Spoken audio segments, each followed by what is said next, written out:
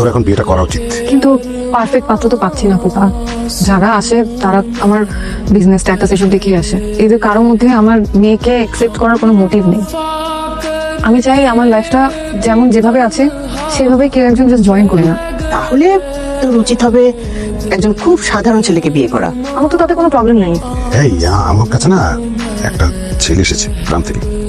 ছেলেটা বিয়ে পাস, একদম একা, মা বাবা কেউ নেই, কিন্তু একটু বেশি সাধারণ আর কি, স্ট্যাটাস খুবই লো। সাধারণ কাউকে বিয়ে করতে চাই। কথা বলে দেখবি নাকি? দেখা যেতে পারে। আজকে কিন্তু তোমাকে এখানে চাকরির জন্য টাকা হয়নি, স্যার। মানে তোমার একটা বিয়ে দেওয়া যায় কিনা এই চেষ্টাটাই করছি।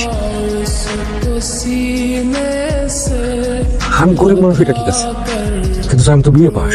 তারপরে স্যার আমার একটা কাজের মেয়ে লোকে বিয়ে দিবেন স্যার। আর কি বলেছে? কাজের মেয়ের সাথে কেন বিয়ে দেবো? তোমাকে বিয়ে দেবো ওর সাথে? আমার নাম নীলিমা। আমার নাম তপু। আমার একটা মেয়ে আছে, ওকে নিয়ে আমার জীবন। জি। আপনি বসেন, তোমরা কি ভিতরে আসো তো। বসে বাবা। পুপা একটু বেশি নর্মাল হয়ে গেল না? সেটা তো বললামই তোকে।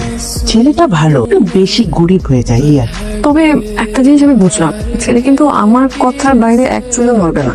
ওকে, আমি ওকে বিয়ে করবো।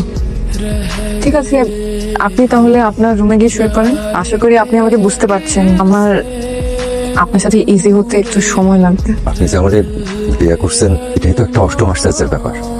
সবাই তো আসলে বড় লোক স্বামী খুঁজছে, মানুষটা কেউ খুঁজে না। আপনি তাহলে থাকেন, আমি চাই। তবু কিছু বলবেন?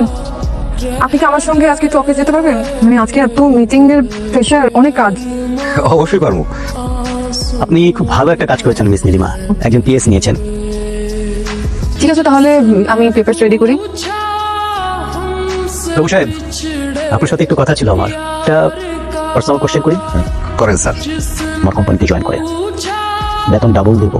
আপনার ম্যাডাম তো বাসায় একাই থাকেন, তো ম্যাডামকে কিন্তু আমার খুব ভালো লাগে। ওনার সঙ্গে একটু জানার জন্য আমি কিন্তু মাঝে মধ্যে আপনাকে ফোন দেবো।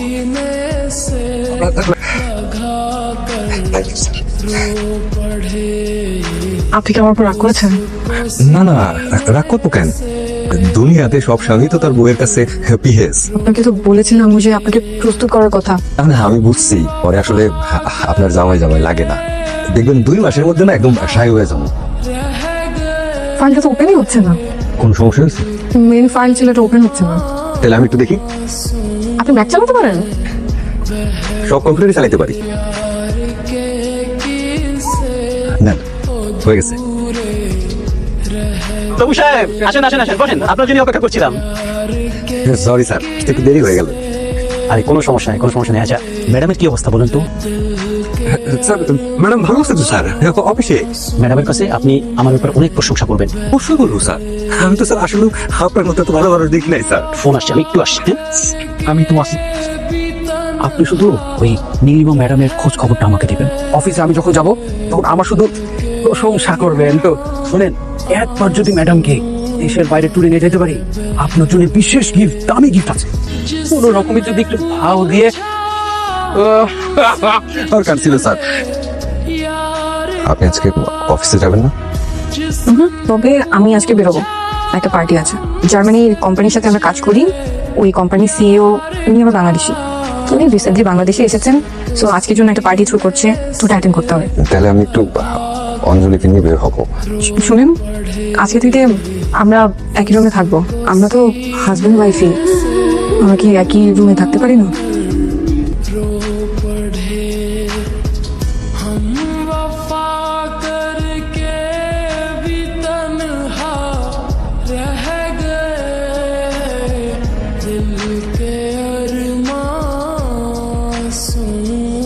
Ladies and gentlemen, good evening.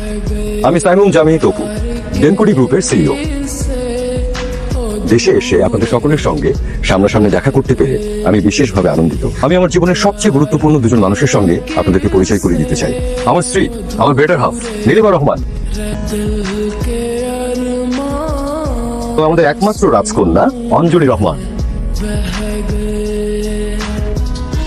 আমি আশা করছি আমাদের যে জার্নি সেটা আরো আনন্দের হবে, দীর্ঘ হবে। Thank you for coming, let's enjoy the party. Thank you.